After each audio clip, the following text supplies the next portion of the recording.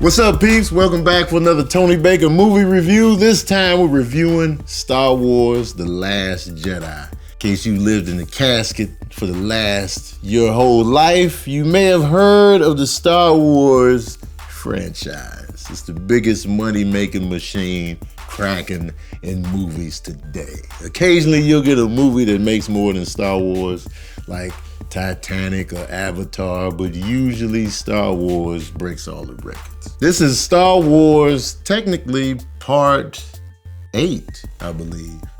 And if you don't count, Rogue One, which is not part of the episodic joints. This is the 8th installment, right? 8? This is 8, all right. We'll leave the confusion in there. So it's 8. This is part 8. This is Star Wars 8. And let me tell you something. A lot of franchises can't make it to 8 and still be good, Jason part 8. Nobody remembers Jason Takes Manhattan. Anyway, Star Wars, man. This one is about basically, if you remember Rey from The Force Awakens, she went to tell Luke Skywalker, yo, man, you gotta get back up in this. Teach me the ways of the Force. He was chilling on the island by himself, doing his thing, eating fruit and milking these weird creatures, just getting milk straight from the source. That was a disgusting scene, by the way. He was by himself.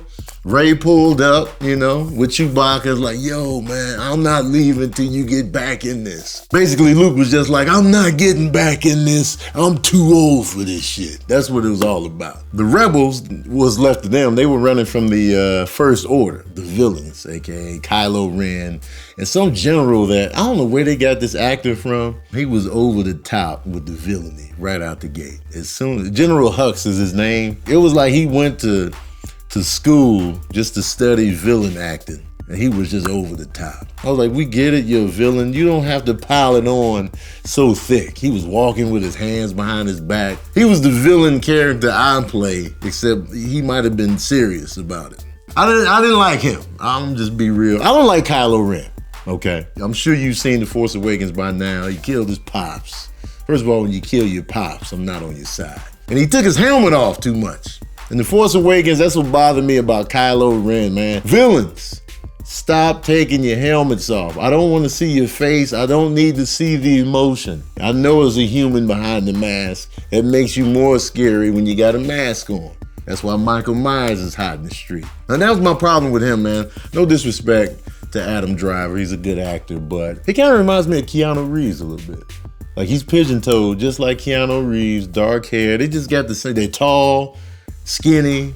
Are they related? But he's not menacing, though. That's the thing. Like, when I see him, I'm not shook. Like, oh, God, what's he gonna do next? I'm like, put your helmet back on.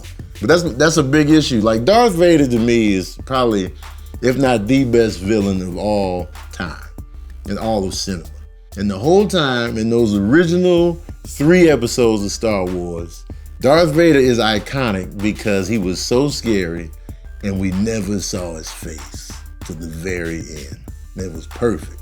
The mystery is what makes villains so good. Like, who is this guy? Even when he revealed that he was Luke's father, he never took the helmet off. He was never like, I am your father, and then show his regular face. What if he looked like Carl Winslow from Family Matters under the mask? He was like, oh, he's a nice guy. He's not so bad. This movie dragged. A lot of draggy parts. She was on that island trying to recruit Luke for way too long. She was following him around while he was doing chores. I was like, if y'all don't get to the point, he wouldn't tell us like what happened in the past on why he doesn't want to get back into the Jedi mix. Just tell her off top. As soon as she gets there, look, this is what happened. This is why I'm not doing it. You and Chewbacca can get the hell out of here. That would have shaved off an hour of the movie, man. I fell asleep for like a few minutes. I probably missed like a few conversations about Luke not wanting to go. That's probably all I missed. Like, Luke, you got to get back in this. I'm not getting back in. I probably missed like 5 more minutes of that. And there was 2 people in the movie theater dead sleep, like sleeping hard. It was one in front of us and one behind us. So we had the surround sound of the snore. Carrie Fisher's back as Princess Leia. It's good to see her. She passed away at the end of last year, but she had finished all her scenes, so she's all, in the movie as her. You know what I mean? The character of Finn, bless his little heart, man. He means well, but he can never get the job done, He never gets it done. He tries, man. Bless your little heart, fan. You tried. That's all they're giving him, man. Like, he never really just does something epic the way you like, yeah. You're like, man, good for you, fam. Like, I don't know, something's there. You like him, you want him to do well, but he keeps fumbling. Like your cousin that just can't get it together. Bless his little heart. He tried to do a little project, and I don't want to spoil anything, but this is one scene. Spoiler alert. I'm gonna say what it is. So if you don't like spoilers, fast forward or pause or stop right now. Don't let me see you in the comment section talking about why you spoiling stuff. I'm giving you a warning now. I did this last time. Somebody still pulled up like, why are you spoiling? Let us know. I let you know last time. I'm gonna sit here and give you time to hit the pause button or the fast forward. Okay, now, Finn, he tried to put his life on the line to save the day. He couldn't even get that done. He couldn't even kill himself for the cause. Bless your little heart, Finn. You be trying, you just can't get it done. Anyway, man, it wasn't enough action in this joint either. It was not enough action. It was action in the beginning, and then it was just slow talking. Let's think about the past, but not really reveal nothing yet. Let's talk again. Let's talk some more. Let's run and talk again. Let's be weak and talk again. I need that action. I know you want to develop characters and all that. Wasn't enough action for me, man. Now, Snoke is back. You saw his image in The Force Awakens. He's a good villain. He looks ugly, so you're like, ooh, his face. Villainy. He was solid, but it was just, Kylo Ren and Rey talking through the Force. It was just, they were FaceTiming through the Force, basically. And I was like, all right, what are y'all talking about? Here's going to be the argument that Star Wars heads are going to make. A lot of people say, yo, this is a good setup for the next episode. I hate that argument, and this is why. You're a movie. You're a 2.5 hour movie. You need to be good on your own steam. As an individual project, you need to be good. This isn't an episode on a Thursday night, and you got another episode coming next week. This is a movie that's supposed to hold us off for a couple years. You need to be good by yourself. Don't give me that. It's just a setup. A 2.5 hour, $200 million setup. That's not gonna cut it, man. You need to be good right there in the moment, tonight. And I'll admit, I like Star Wars. I grew up on Star Wars. I went to see Return of the Jedi in the movie theater. A lot of y'all wasn't even born then. I was in the theater taking the Ewoks to the face. We had the pillowcases, the bed sheets. We had the toys. My brother had the Millennium Falcon. He had it. So I grew up with Star Wars, but I was never passionate about it.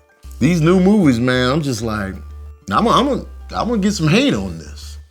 I'm gonna get some hate in the comment section. I like the new Star Trek movies better than Star Wars movies. The new ones.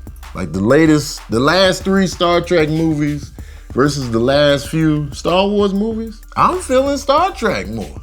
Star Trek Into Darkness, that was lit. And I had emotional investment.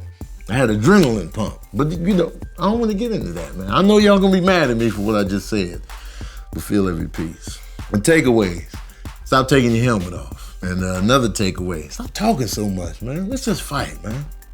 Let's just fight, And the mean and well black dude, let him do something with some heft to it, man. Let him save the day hard, man. Quit making him fumble, man. Making us look bad in the galaxy out here. But he means well. He's a great guy. And I'm going to rank the Star Wars after I give you the smooth jazz review, okay? But here it is. Oh, yeah. I'm giving Star Wars The Last Jedi 3 saxophones out of 5. Ooh. They need to put chairs like this in the movie theater.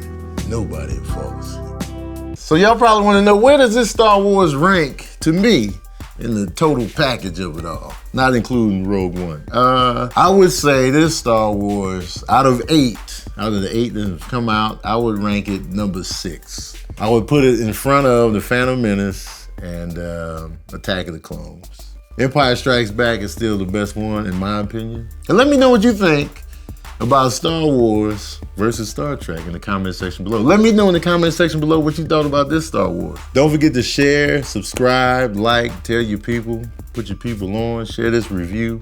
Don't forget, man. And as usual, we out here.